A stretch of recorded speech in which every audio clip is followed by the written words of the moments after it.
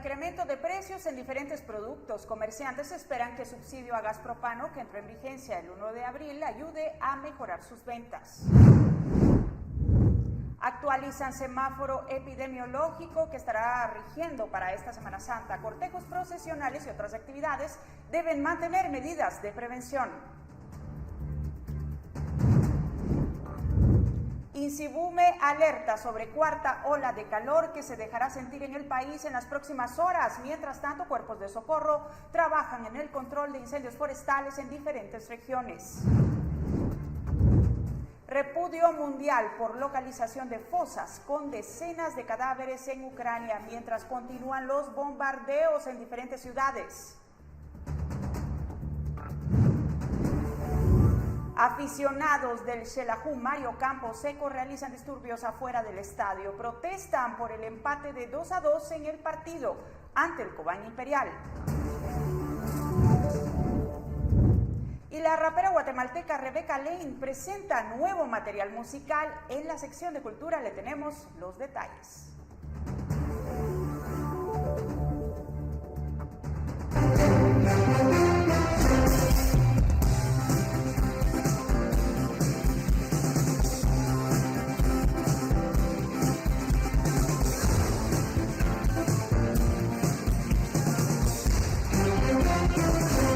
Buenas noches, ¿cómo están? Bienvenidos, qué gusto acompañarles nuevamente con las noticias más importantes del fin de semana. Esta es la edición dominical, es un gusto estar con ustedes como siempre. Ticalia Parada está a cargo de la interpretación de lengua de señas. Soy Alejandra Álvarez. Comenzamos y rápidamente les hablo de los sucesos más importantes de este fin de semana. Y es que estas son las imágenes que han circulado en redes sociales en las últimas horas. Se trata de un suceso que se registró en Chiquimula. Las cámaras de vigilancia de un negocio grabaron cuando un hombre armado ingresó y atacó a balazos a una persona adentro de un negocio. El sujeto ubicó a su víctima y le disparó en varias ocasiones frente a la mirada de otras personas que estaban en el lugar. La víctima quedó tendida en el piso del recinto y murió por la gravedad de las heridas que sufrió. La Policía Nacional Civil informó que el atacante fue identificado como José Domingo Ávila Pérez, de 37 años, y fue capturado, señalado de darle muerte a balazos a un hombre de 29 años. La detención, que se llevó a cabo en el kilómetro 173.5 de la ruta interamericana en Chiquimula, llamó la atención en las últimas horas.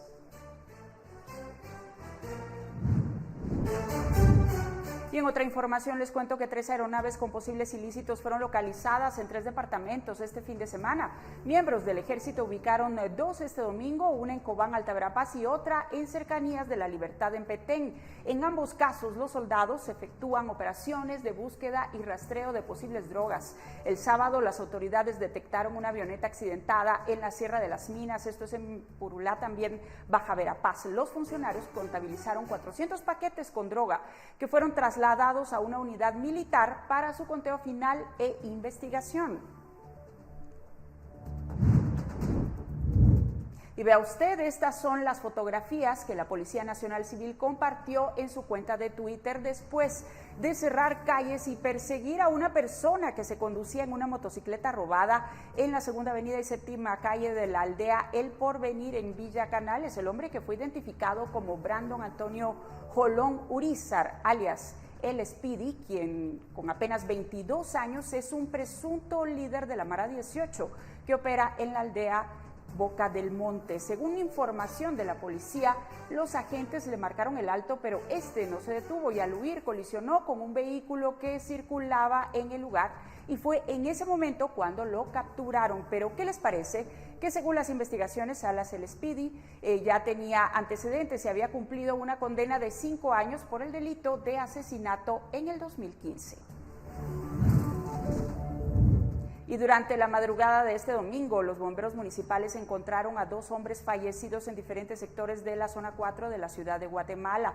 El primer hombre, de aproximadamente 40 años, se encontró en la ruta 2, mientras que el segundo, de aproximadamente 25 años, se localizó en la ruta 5. Ninguno presentaba señales de violencia y no fueron identificados.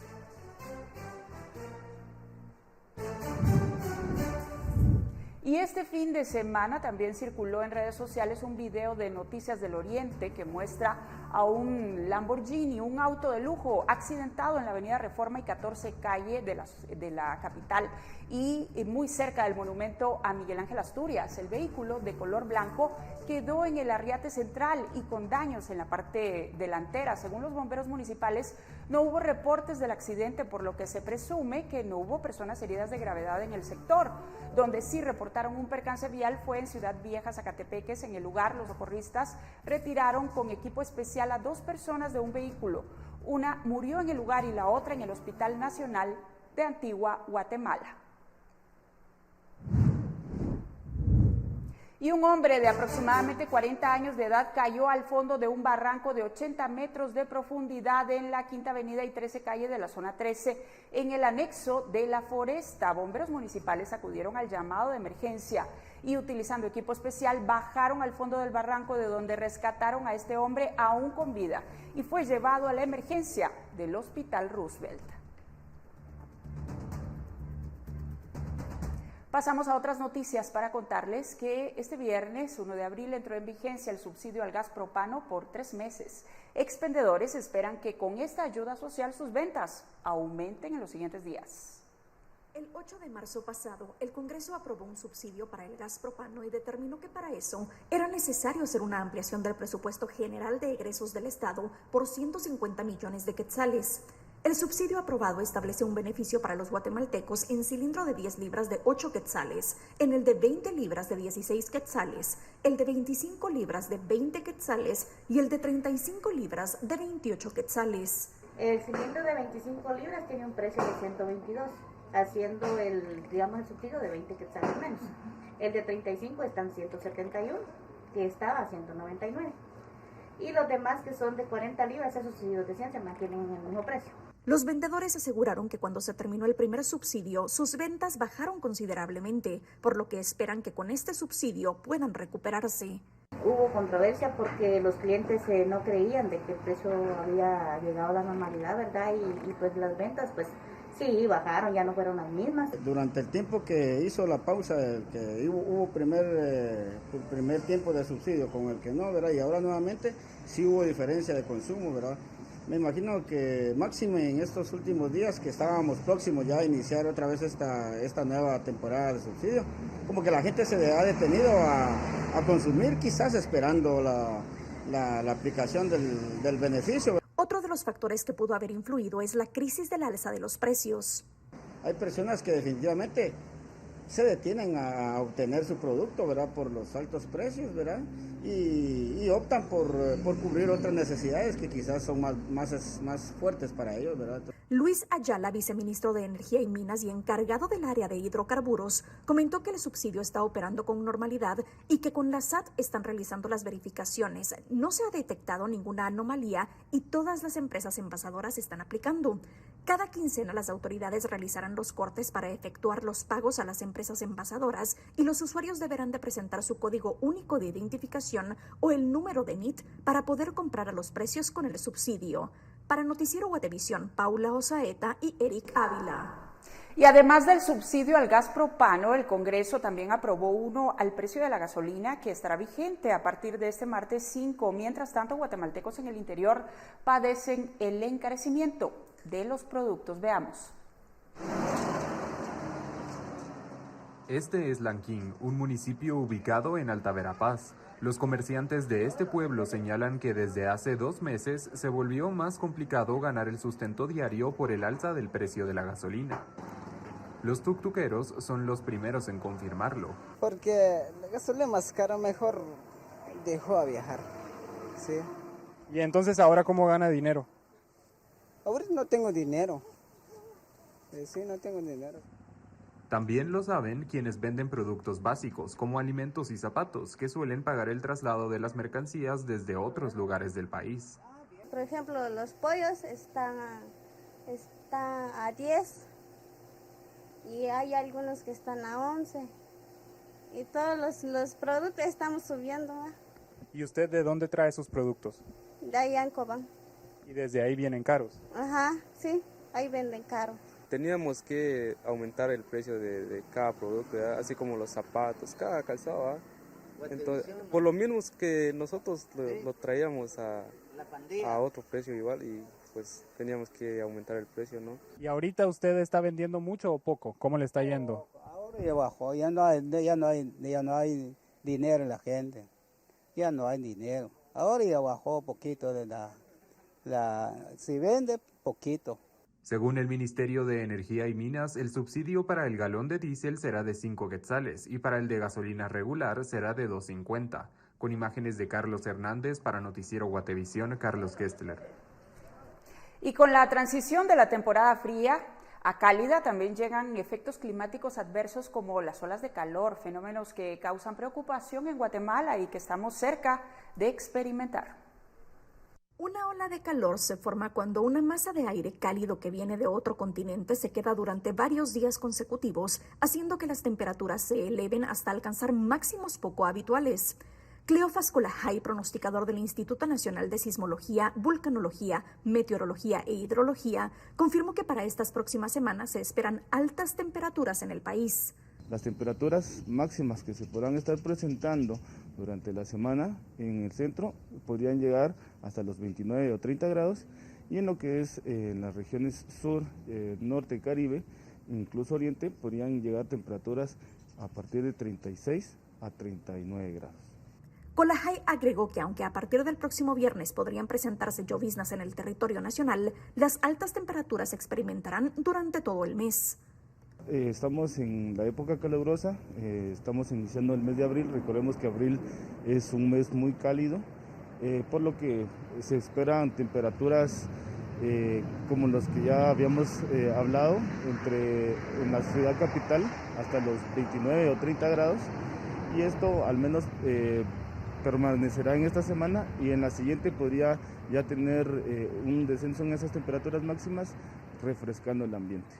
En Guatemala de momento ha habido 3 olas de calor, una a principios de febrero, la otra del 7 al 11 de marzo y la tercera fue del 17 al 19 de marzo. Se espera que haya en el país 22 olas de calor. Estas pueden causar daños en la salud, sobre todo porque podrían agravar enfermedades infecciosas o crónicas como las cardiopulmonares, renales y psiquiátricas, si no se toman las medidas de prevención. Para Noticiero Guatevisión, Paula Osaeta y Eric Ávila.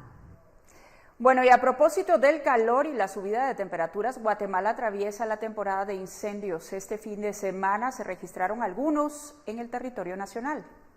La Coordinadora Nacional para la Reducción de Desastres, la CONRED, reporta que hasta este domingo hay 7 incendios forestales activos, pero controlados, dispersos por todo el territorio nacional. Las comunidades afectadas son Rabinal, en Baja Verapaz, El Guaje, en Jalapa, el Cerro Candelaria, en Quetzaltenango, la aldea Chocorral, en Zacatepeques, Huité, en Zacapa, la aldea El Fiscal, en Palencia, Guatemala, y finalmente la finca Estanzuela, en San José del Golfo, también Guatemala. En total, son 6 departamentos los que registran incendios. De acuerdo con el personal de las brigadas de respuesta de la CONRED, por el momento no hay personas fallecidas o heridas. La temporada de siniestros inició en octubre de 2021 y sigue vigente. Usualmente finaliza cuando comienza la temporada de lluvias. Para 2022 se prevé que sea en mayo. Desde octubre, la CONRED contabiliza 360 incendios forestales y 196 no forestales en todo el país. Estos desastres han consumido más de 5.800 hectáreas, pero el dato podría aumentar con la siguiente ola de calor prevista por el INSIBUME. Para Noticiero Guatevisión, Carlos Kestler. Los ucranianos que huyen de la guerra llegaron a Guatemala este sábado en un vuelo comercial, según informó el Instituto Nacional de Migración. Hasta la fecha son 32 los ucranianos que han ingresado al país buscando refugio desde que se inició la invasión rusa hace ya más de un mes.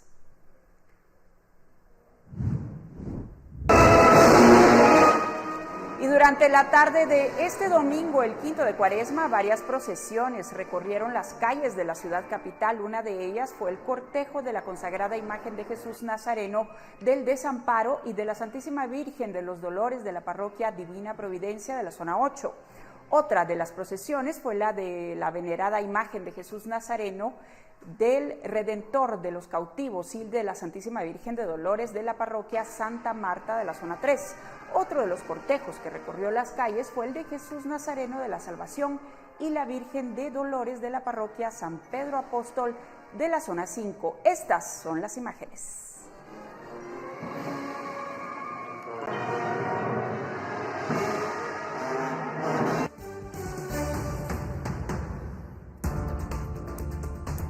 ¿Y cuántos municipios continúan en alerta roja por casos de COVID-19? Se lo contamos al regresar de la pausa.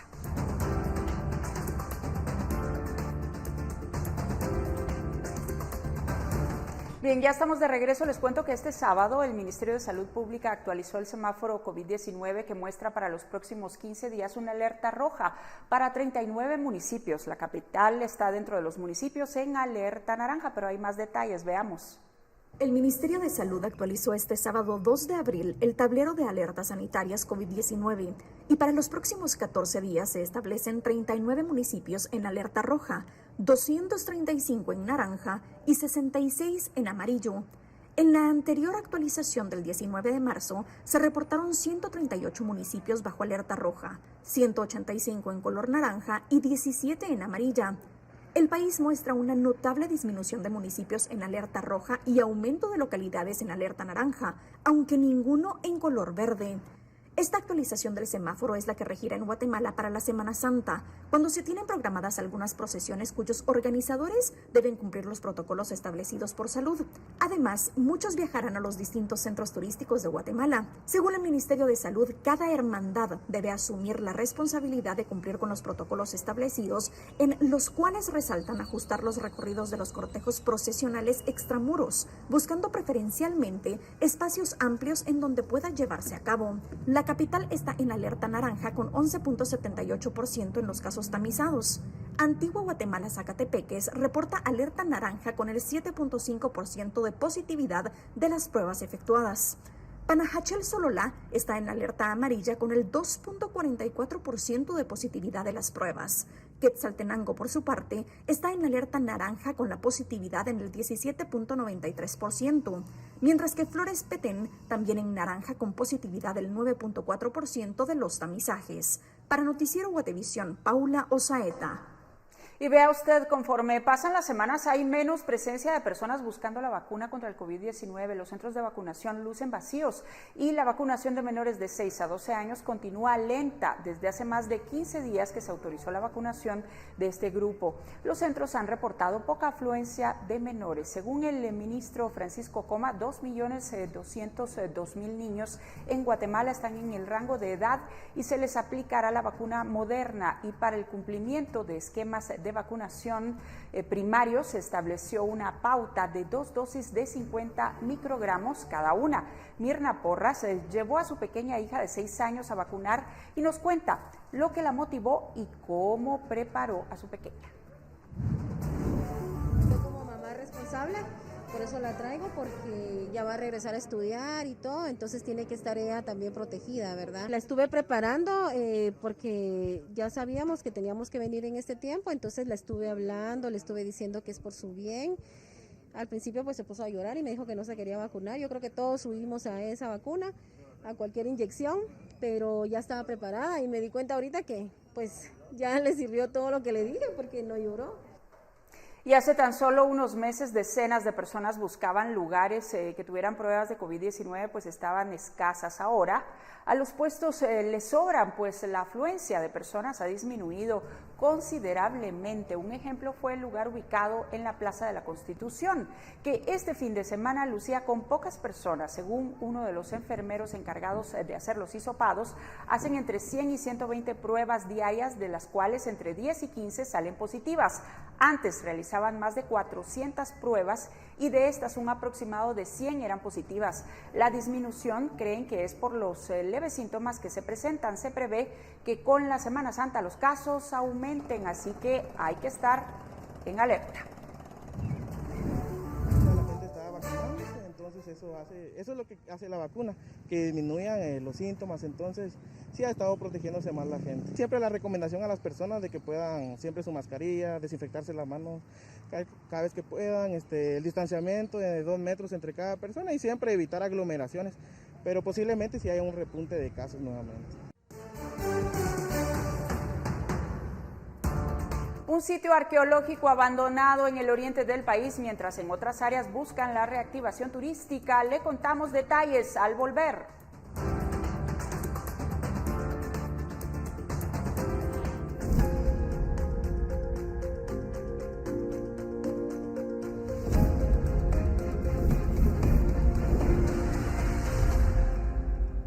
Y durante la pandemia, varios centros turísticos del país se vieron afectados. En estos meses del año, lugares reconocidos y admirados mundialmente como Tikal buscan reactivarse. Este es el reportaje de María René Barrientos. Tikal, vocablo de origen itzá que significa ciudad de voces. Al iniciar el recorrido en el Parque Nacional, ubicado en el departamento de Petén, se percibe en su hábitat natural a grupos de epizotes y más adelante la ceiba petandra, con más de 60 metros de altura, que representaba el árbol que sostiene el universo y comunicaba al ser humano con el cielo, mundo e inframundo. Al adentrarse, se escuchan los primeros sonidos envolventes de faisanes, guacamayas, loros, entre otros. Para llegar a la zona arqueológica, se debe caminar 575 kilómetros cuadrados de bosque. Turistas nacionales y extranjeros se asombran al apreciar el Gran Jaguar o Templo 1, que tiene una altura de 47 metros.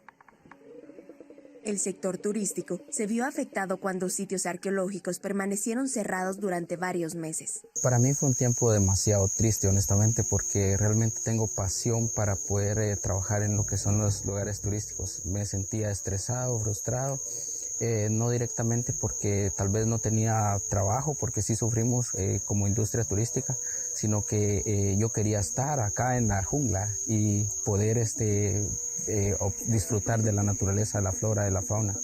Y estoy muy contento de que ya ahora con los nuevos protocolos que existen, los turistas puedan viajar a Guatemala, y estoy agradecido que fuimos uno de los primeros países en reaperturar. Con aforos y protocolos, reabrieron los sitios arqueológicos en octubre de 2020. Comienza a caer la tarde y turistas nacionales y extranjeros suben a la plataforma del Templo 4 o serpiente bicéfala de 70 metros de altura para apreciar cómo se oculta el sol. La verdad que espectacular. Primera vez en Guatemala y la verdad que acá el parque es tremendo. Está muy bueno, no es muy conocido y la verdad que vale la pena. La primera vez que vine yo acá fue en el 2014, cuando todavía era estudiante, y pues uno venía a ver el atardecer y lo miraba así como que tan tranquilo, sin mascarillas y todo, y ahora los protocolos, que todos con su mascarilla, todos sentados guardando su distanciamiento social, pues sí es bastante interesante cómo cambian los tiempos en momento de pandemia. El sector turístico de Petén se ha preparado para dar a conocer los lugares turísticos de la región, contando con más de 50 sellos de bioseguridad. De que el departamento de Petén está preparado para poder recibirlos. La planta turística es bastante fuerte en el departamento, más de 5,000 plazas cama en hoteles recomendables. Los operadores están preparados con sellos de bioseguridad. Los guías de turistas también se han preparado en el tiempo de la pandemia para poder especializarse en diferentes temas. Y decirles pues de que todo el sector ahora está con todas las medidas de protocolos de prevención, ¿verdad?, para poder recibir a visitantes. Vemos con buenos ojos la reactivación económica. Nuestro sector está integrado por 14 sectores del empresariado, y pues estamos muy contentos, muy satisfechos de que al fin de todos estos días veamos una luz al final del túnel. Con el retorno del turismo, el sector espera una recuperación económica y continuar generando empleos. Tikal, el corazón de la reserva de la biosfera maya, vuelve a ser símbolo del esplendor a la vista de todo el mundo.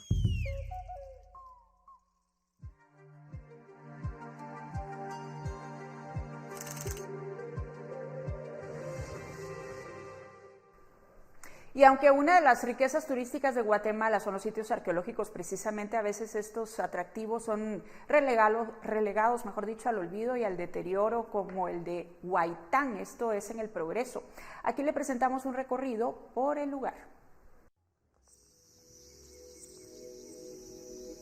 Un aviso mal colgado, una puerta improvisada. Nadie atiende en la oficina central, que está bajo llave. Solo hay un número telefónico disponible para quien esté interesado. Con esas imágenes, el Parque Arqueológico Huaytán le da la bienvenida a los curiosos y los turistas que se acercan a visitarlo.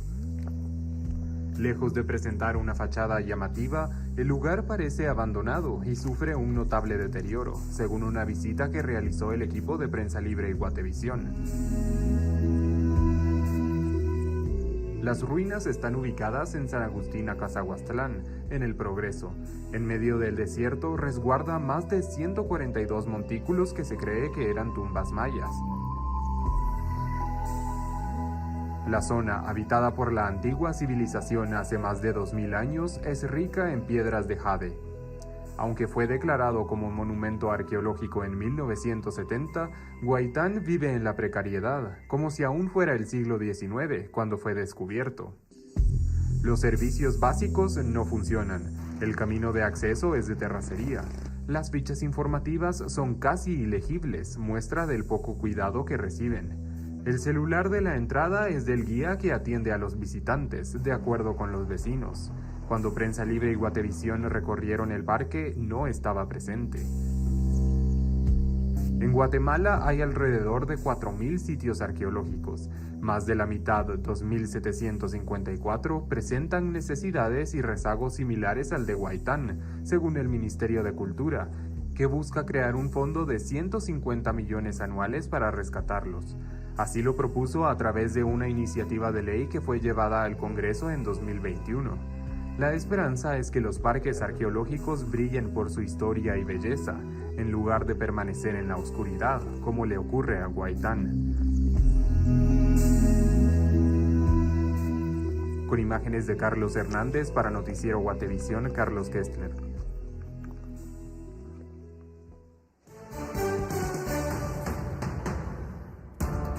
Al volver tenemos información de elecciones en Costa Rica y un tiroteo en Sacramento, California, que deja varios muertos y continúan también bombardeos en Ucrania. Esto y más en el resumen internacional.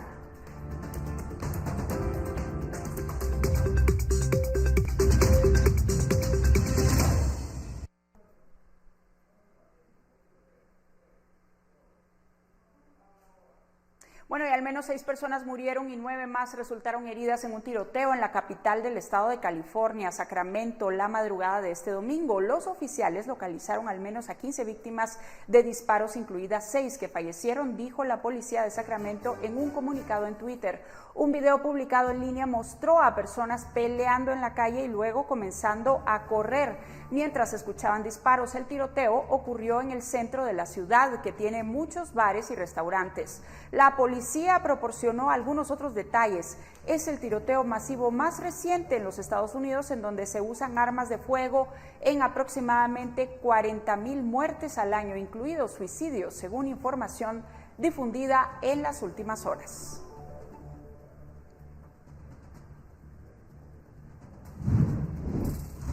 Y China informó el domingo de 13.146 casos de COVID-19, el más alto desde el pico de la primera ola hace más de 2 años, ya que la variante Omicron, altamente transmisible, se extendió a más de una docena de provincias. En Shanghái, el centro financiero de China, el epicentro del brote de COVID más grande del país, casi todos sus 25 millones de residentes estaban bajo órdenes de quedarse en casa el sábado, mientras las autoridades se apresuraban a frenar la propagación de la enfermedad. Este domingo, la ciudad tenía más de 8.200 casos locales, casi el 70% del total nacional, que es relativamente bajo según los estándares mundiales, pero preocupante para un país que registró casos diarios de 2 dígitos durante gran parte de los últimos 2 años.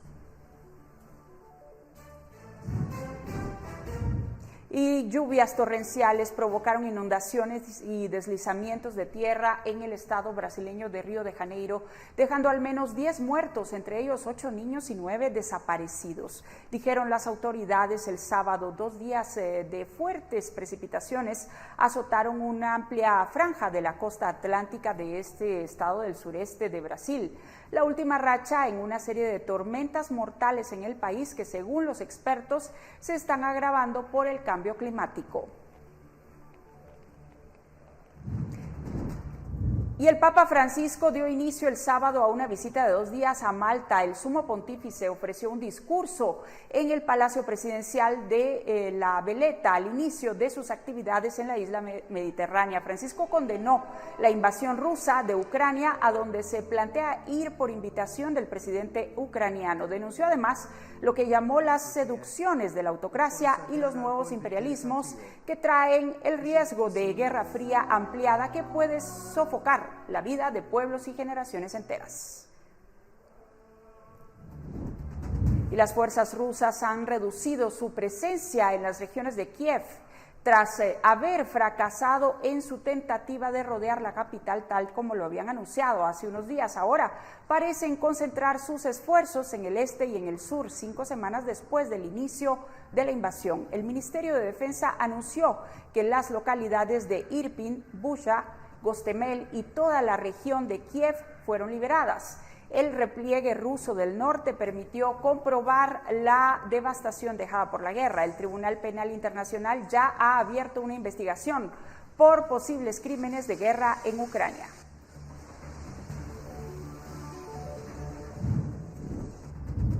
Y los ataques aéreos sacudieron el puerto estratégico de Odessa en el Mar Negro de Ucrania tras la madrugada de este domingo, según un funcionario del Ministerio del Interior, después de que Kiev advirtiera que Rusia estaba tratando de consolidar sus tropas en el sur. Odessa fue atacada desde el aire, escribió en su cuenta de Telegram el asesor del ministro del Interior. Estas son las imágenes del humo negro de los incendios en algunas áreas. Otros misiles fueron derribados por la defensa aérea. Y decenas de cuerpos en bolsas de basura de plástico yacen esparcidos sin enterrar o parcialmente cubiertos por la tierra excavada apresuradamente a lo largo de una zanja de las autoridades y que las autoridades locales ucranianas dicen que es una fosa común de civiles ejecutados en la ciudad de Bucha, una ciudad en las afueras de Kiev, recientemente retomado por las fuerzas ucranianas de las tropas rusas. El descubrimiento ha provocado votos de acción en la Corte Penal Internacional.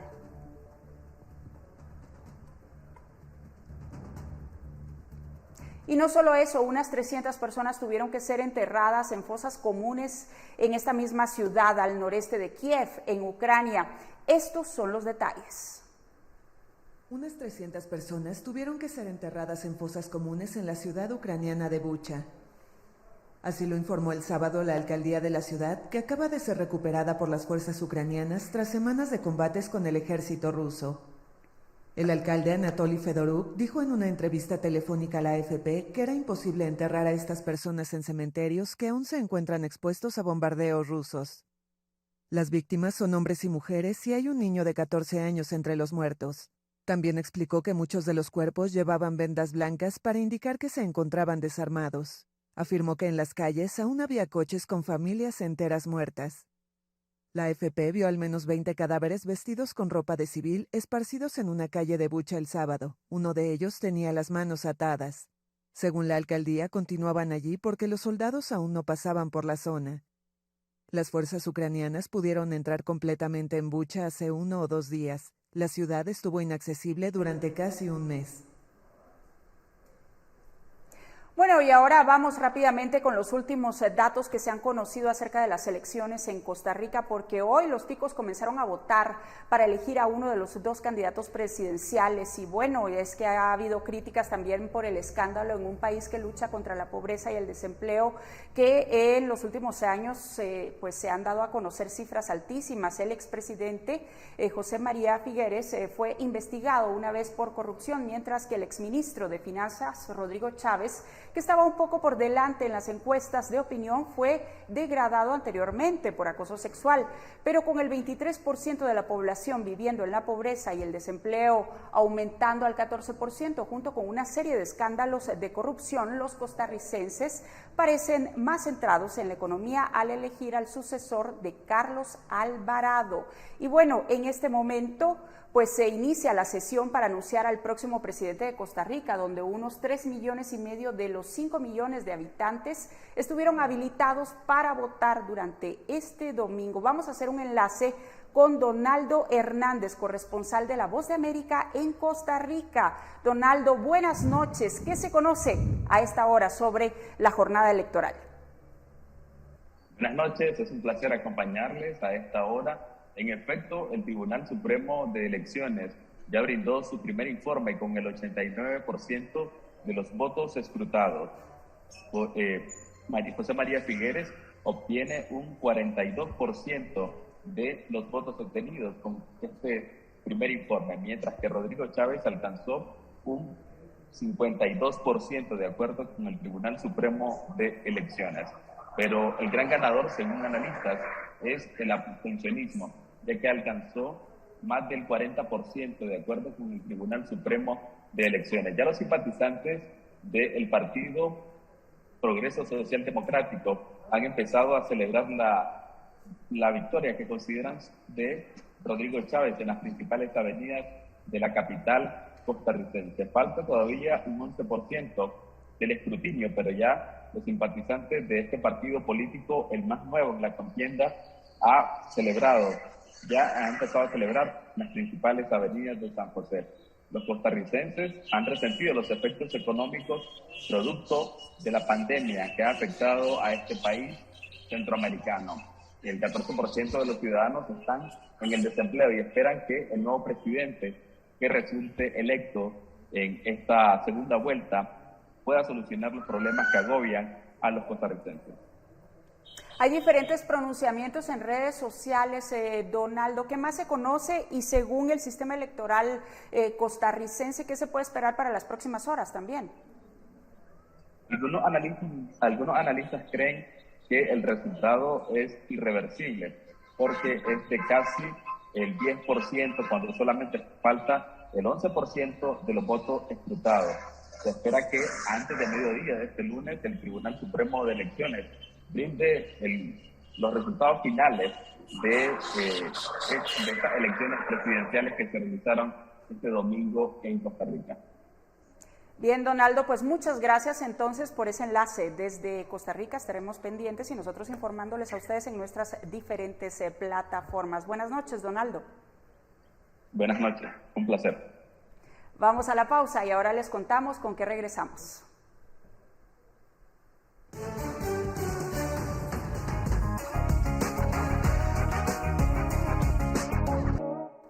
Y en nuestro segmento de cultura, la rapera y cantante guatemalteca Rebeca Lane habló con las cámaras del noticiero Guatevisión para compartir todos los detalles de su más reciente producción discográfica. Como la luna aparece en el cielo, como la marea que viene y va.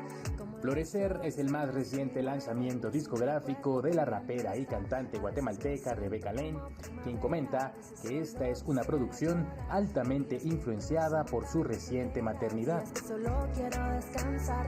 Justamente las compañeras que escuchaban el material me decían, es como un proceso de crecimiento, porque los primeros temas justos son estos que hablan del amor propio, de la autoestima, del descubrimiento del placer, de la menstruación, y que es como el proceso de crecimiento de una niña a madre. Entonces yo creo que van a poder encontrar eso, ¿verdad? Esos temas que quizá una en su adolescencia es muy vital escuchar y que te preocupan y que de repente nadie te los habla y tú ahí como puedes vas encontrando cómo le haces, y poco a poco va creciendo y va madurando el proceso hasta encontrarse con una maternidad deseada, una maternidad elegida. Mi sangre no es sucia, mi sangre no es ninguna enfermedad. Además, la artista comenta que luego de haber destacado en el género del rap, para esta nueva producción ha decidido incursionar en nuevos sonidos. Pues con los productores con los que hemos estado trabajando hemos hecho como mucha fusión musical, entonces hay desde cumbia hasta no le diría reggaetón porque es un dembow, pero es música bastante pop, en realidad no es como el reggaetón tradicional o el dembow tradicional, sino que es algo como, pues sí, más pop. También hay una canción acústica con guitarra, hay una canción que es lo-fi y así, ¿verdad? O sea, sí me estoy moviendo mucho más de géneros que solo como el rap o el hip hop tradicional que se conoce. Con toalla de tela o copa menstrual, con sangrado libre o esponja de mar. Lane comenta que ya tiene programadas algunas fechas a nivel internacional para presentar este nuevo álbum y espera también ofrecer un espectáculo en nuestro país. Sin embargo, la logística y la planificación se complican debido a la pandemia. Hace un par de semanas estuve en Chile, ahora en el mes de abril me voy para España, en mayo tengo algunas fechitas por ahí, por allá que todavía no están concretadas, entonces digamos lo que está costando ahora es de que todo el mundo planificamos, pero casi que esperamos al último momento para comprar boletos, para como que ya hacer la logística final, porque al final no se sabe si algo se va a poder realizar o no. Entonces la idea pues sí es este año poder hacer varias giras y varios conciertos de presentación, incluso pues tenemos pendiente también la fecha de presentación aquí en Guatemala. Me tomo un té y me voy a acostar y pongo una peli para poder llorar. Si desea escuchar la nueva propuesta de Rebeca Lane, el álbum Florecer está disponible en todas las plataformas digitales de música desde el pasado 1 de abril.